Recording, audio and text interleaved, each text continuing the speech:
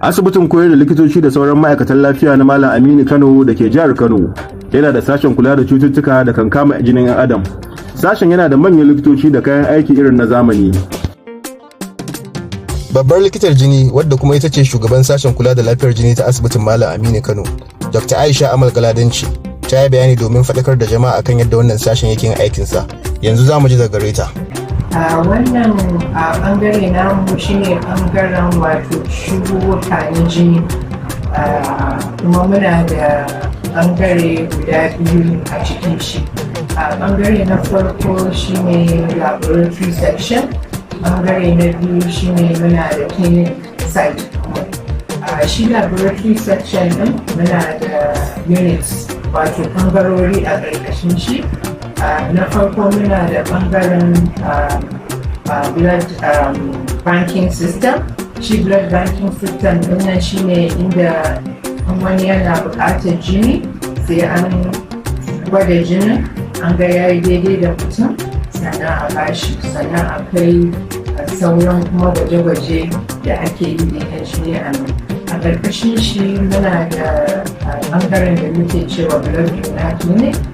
Shi blood donor clinic ɗin shi ne inda mutum yana buƙatar jini za a zo a bashi jini na ɗan uwan shi ko abokan aiki a da jini.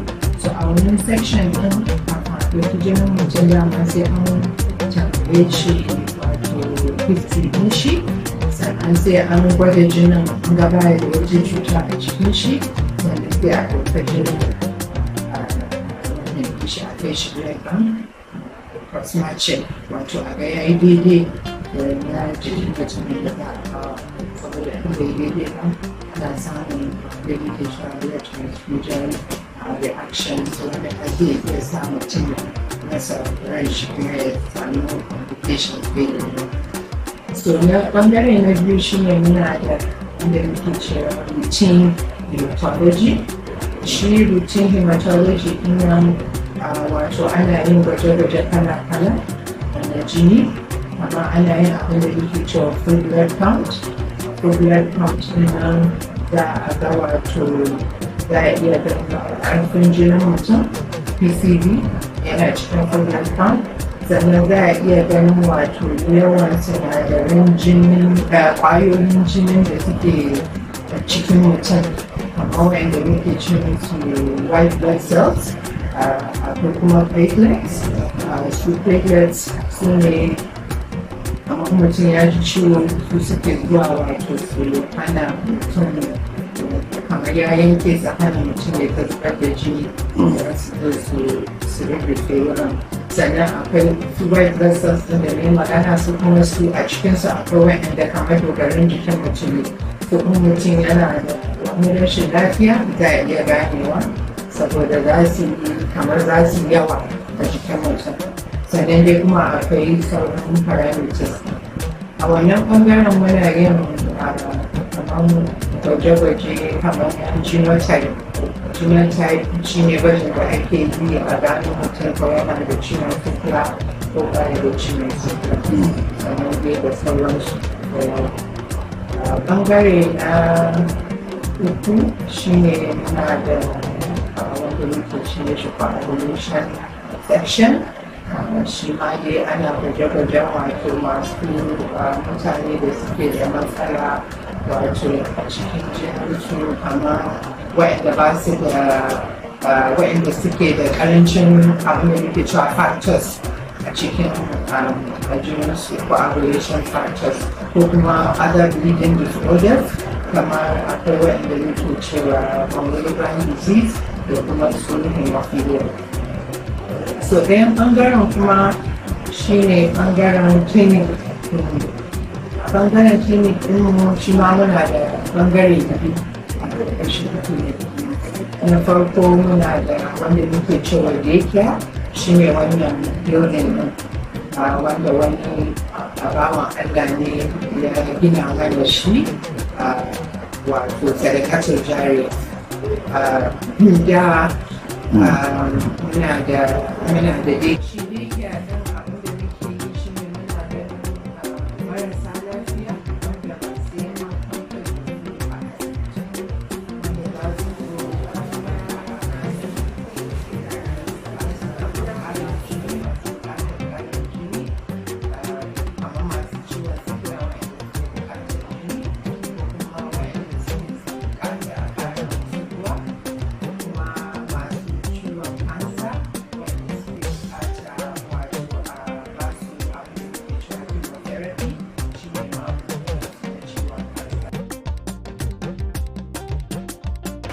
jini na samun kansa ba sosai. A cikin jini akwai kansa kala-kala. Akwai waɗanda muke ce musu acute leukemias, akwai lymphomas, akwai dai da sauransu, akwai da yawa. So duk muna ganin su. Ne kamar masu wato ciwon kansa ɗin, ita ƙwayoyin kansa ɗin wato suna kamar cinye sauran ƴaƴan jinin da za su sa ƙarfin jinin mutum ya ƙasa. So koyaushe mutum zai ta buƙatar a ƙara mishi jini. So shi yasa sai a ce jinin mutum yana ɗaure. Su kuma a ɓangaren masu cutar sikila, su kuma wato abin da yake faruwa wato jajayen sinadaran ko ƙwayoyin jininsu su kuma wato suna da tsawon rayuwarsu kamar ya yi karanci akan yadda na jama'a sosai yake. Kama a normal people wanda ba su da ciwon sikila waɗannan ɗan jajayen jinin suna yin kwana 120 a jikin mutum. Da suka yi kwana 120 sai jikin mutum wato ya destroyin ɗinsu ya yi sababbi, wato sababbi masu ƙarfi kamar yaro da tsoho kenan. Wato jikin mutum yana ganewa cewa su waɗannan sun tsufa, kamar yadda mutum ya tsufa za a ga ya yi farin gashi, to su ma suna da wannan abin da ake ganewa. So su a masu ciwon sikila nasu kwana 20 yake yi maimakon kwana 120. So jikin mutum ba zai iya wato kullum yana producing sababbin ƴaƴan jini ba sai ya kasa. So su ma sai jinin su ya dinga kasa. So su ma dole su sun danganta ga akan wani ciwon mutum yake da. Akwai dai abubuwa da suke ƙara ƙarfin jini a cikin mutum, kamar abubuwan da suke da iron a cikinsu, kamar su nama, jan nama, kamar su koda, kamar su hanta. Kuma akwai ma ganyoyi kamar su wannan ganyen su zogale ɗinnan da su ugu duk suna ƙara wa mutum ƙarfin jini a jikin shi. Amma wato kullum muna cewa in dai mutum wato yana da cuta sosai da dole sai an ƙara mishi jini din, ya kamata maimakon ya tsaya ya ta shan maganin gargajiya ya zo asibiti sai mu duba mu gani da ya kamata da shi. A wannan shekarar ta February,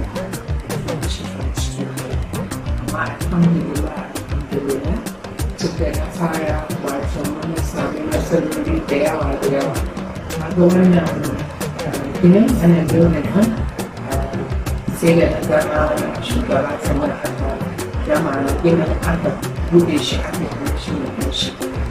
Da muna ɗayan building ɗin da muke sharing da department na health authority sun ɗauki rabi mu ma mun ɗauki rabi. Da yake a ɗinmu kuma ɗaki ɗaya ne da yake da gado biyu kawai, amma alhamdulillah wannan bawa Allah da ya gina mana wannan wuri ga shi yanzu da yake a kan ka duba muna da gado wurin 6 na maza 6 na mata, wanda mutane in sun zo za mu gan su ba mu da ƙarancin wuri. Alhamdulillah muna godiya da shi wannan bawa Allah da ya gina mana wuri da kuma shi CMD ɗinmu Professor Abdulrahman Abasheshe da ya ba mu ƙarfin gwiwa da ya taimaka mana da duk wani abu da muke bukata da za a mai da wurin nan ya zama wato guri ne da patients ɗin da za su benefiting, za su samu kulawa yadda ya kamata ya taimaka sosai alhamdulillah. To shi ne na farko. Na biyu kuma za mu fara wato kwanan da za mu fara juya bango abinda ake cewa bone marrow transplant. Shi ma ga shi muna da wani gini gaba da nan ba, shi ma wani bawan Allah ne ya gina mana saboda ake jariya, kuma abinda muke so mu yi a wurin shi ne da za mu fara juyan bargo bone marrow transplant da patients masu bukata kamar masu ciwon sikila da kuma masu ciwon kansa na jini. Banda wannan kuma mu ba mu da ward da muke ajiye patients mafi da yawa muna zuwa medical ward ma ajiye patients mu wacce ana sai a nan a wurin suke yanci specialty ward na kuma patients sun je sai ko ina a asibitin da yana da patients. To amma yanzu wannan dozin din mun raba za mu raba shi gefe ɗaya ɓangare ɗaya za a yi wannan transplant ɗayan ɓangaren kuma zai zama shi ne ward inda duka patients ɗin za mu daga ajiyewa a wurin. Mun samu sauki sosai saboda daga nan kawai za mu buɗe kofa mu ƙara kwanciya. So alhamdulillah alhamdulillah wanda zan ce su ne a yan godiya da kuma shugaban da ƙasa. Na farko abin da zan ba wa mutane shawara zan fara magana a kan masu cutar ciwon sikila. Abin da ya kamata su yi shi ne a yi gwaji kafin a yi aure mutum ya san cewa shi yana da cutar sikila ko shi kariya ne ko ba kariya ne ba. Kun kariya ne shi tun lokacin wato ya kamata ya ɗauki mataki kai ya aure mai kariya. Idan kariya ya aure kariya to suna da damar cewa a kowace haihuwa za su iya wato AS ya je ya aure AS a kowane haihuwa da suka yi akwai kashi 25% da cewa za su iya haifan yaro mai ciwon cutar sikila a kowane haihuwa. Kuma akwai abin da muke yi banda shi wannan gwaji kafin a manyata aure akwai gwajin da ake yi an haifi jariri wanda shi muke cewa newborn screening. Ana haifan jariri za a gane cewa shi ma yana da cutar sikila ko baya da cutar sikila ko kuma shi kariya ne ko ba kariya ne ba. To duk mun fara wannan shi ma a shi ma yana cikin nasarorin da muka samu a wannan department ɗin saboda da gaskiya ba a yi kuma duk a Najeriya ma wurare kaɗan ne suke yin wannan newborn screening ɗin. Amma yanzu alhamdulillah ga shi mun fara yi asibitin nan namu a wannan department ɗin namu tare da taimakon waɗansu foreign institutions Vanderbilt Medical, Vanderbilt University Medical Center a America da kuma St. Jude Children's Hospital shi ma a America. So shi ne dai wannan shawara da zan bayar. Sannan shawara na biyu da zan bayar shi ne a kan abincin da mutum zai ci. Ya zama wato mutum yana cin abinci mai lafiya wato abinci mai kyau don ciye-ciyen abinci da ba a san daga ina suka ba wa'yansu ma ba a dafa ba wa'yansu a cikin gwangwani suke yana kawo wa'yannan cututtukan da ba a san su ba sosai kamar ciwon kansa ɗin nan ta jini da yawa sai dai mu dinga ji labarin cewa ƙasashen turawa su ne suke da wa'yannan cututtuka amma yanzu ga shi nan muna da mutane masu ciwon kansa da yawa na jini a nan saboda diet ɗin ya canza da kuma banda diet wato akwai pollution ya shi ma yana kawo waɗannan ciwon kansa banda haka kuma wato akwai kamar ya danganta da ayyukan da mutane suke yi akwai waɗansu ayyuka da suna da kafin cewa mutum zai iya samun kamar masu aiki da mai petrol wasu da zingi suna iya kawo kansa da jini da masu fenti shi ma fenti in mutum yana ta shaka da yawa shi ma zai iya kawo ciwon kansa a tafiye dai su ne shawarwarin da sannan ya kamata yawa kamar yadda ne magana diet wato akwai abinci wanda suke taimakawa a ƙarin ƙarfin jini kamar da ta ana ɗazu. Akwai abin da ta ce su akwai su godare, akwai kuma su hanta, su doda da kuma nama. Namu ma masu ɓangaren medicine wata nan za su ce ka a ci nama da yawa, so daidai gwargwado.